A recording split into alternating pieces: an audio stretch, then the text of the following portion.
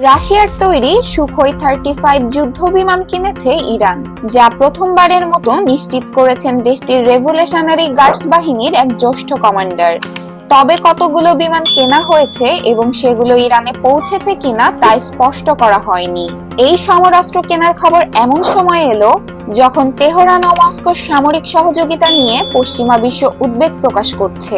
ইরানের commander Ali সাদমানি জানান, দেশটির বিমান, নৌ ও স্থল বাহিনীর শক্তি বৃদ্ধির জন্য প্রয়োজনীয় সামরিক সরঞ্জাম সংগ্রহ করা হয়।